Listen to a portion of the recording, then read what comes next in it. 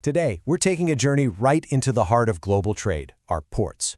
We're going to see how they're in the middle of this quiet but massive revolution, transforming from these noisy diesel-powered hubs into the clean, automated nerve centers of a truly sustainable future. So, think about the last thing you bought online. You click a button, and a few days later, a package just shows up at your door. Simple, right? But behind that convenience, there's this colossal journey, usually starting in a shipping container halfway across the world. And when you multiply that journey by billions and billions of items, well, it comes with a pretty big hidden environmental cost. You can think of ports as the heart of our global economy, literally pumping goods all around the planet. They are absolutely vital. But for decades, that heartbeat has been fueled by diesel, and that means tons of air pollution, noise pollution, and of course, carbon emissions. So here's the big question. How do we keep this essential economic engine running without choking the planet? The answer isn't to stop. It's to get smarter. It's to rethink the entire system. And that brings us to what's called the green port philosophy. Now, this isn't about slowing down trade at all. It's about completely redefining what progress even looks like for these critical hubs, making them cleaner, smarter, and way more sustainable. So, what exactly is a green port? Well, if you boil it all down, it comes to one word: balance.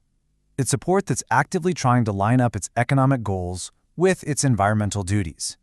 The whole point is not having to choose one over the other, but creating a system where business and the environment can both thrive, for the long haul. Yeah, and experts like Wu Hua and Shu Bohai have a great way of putting it. They say a port's growth has to respect the environment's carrying capacity. It's not just about getting bigger. It's about smart growth that actually gives the natural world around it a chance to recover and stay healthy. Okay, so that's the big idea, but how do we actually make it happen? Well, the answer lies in a whole toolkit of smart technologies, each one designed to build a cleaner and way more efficient port. And honestly, the difference is like night and day. You've got the traditional port on one side, loud, dirty diesel generators running 24/7, fumes coming from every crane and truck. Then you've got the green port. Ships pull in and plug right into shore power so their engines go silent.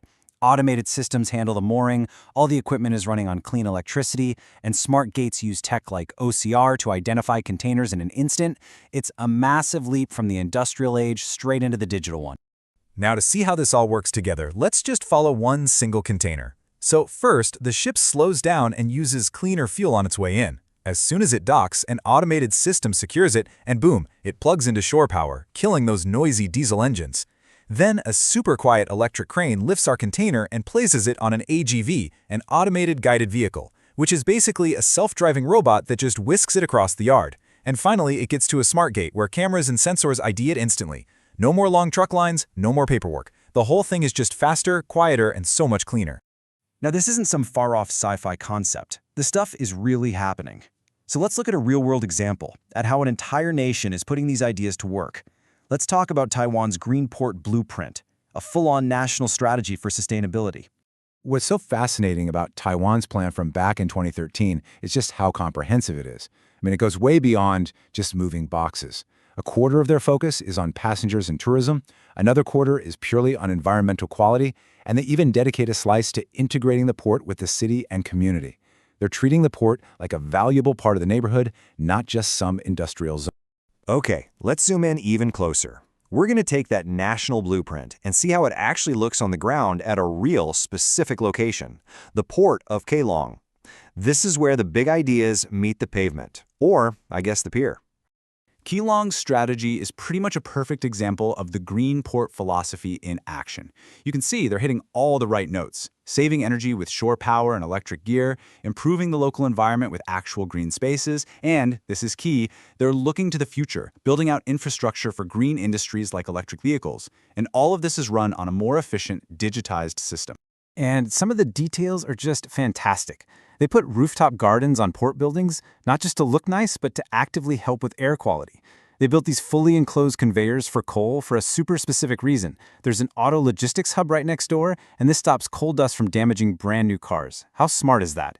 And they're not just waiting for the future, they're trying to become a major player in the EV industry, all while running their operations on a completely digital payment and invoicing platform. So, the progress is incredible, no doubt about it. But the global transition? Well, it's far from over. And as we look ahead, there are still some pretty significant challenges on the horizon for ports all over the world. And here's the real kicker. Building a brand new, fully automated green port from scratch on an empty piece of land, that's one thing.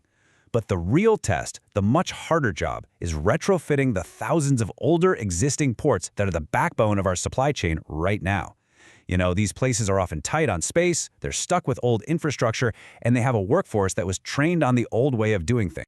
And that really leaves us with the billion-dollar question for the future of global trade. We know what a green port looks like. We know the technology is there. But if starting from zero is the easy part, how do we tackle the incredibly complex, expensive, but absolutely necessary job of transforming the aging, essential ports that our entire world already depends on every single day? That right there, that is the challenge that's going to define the next chapter of this green revolution.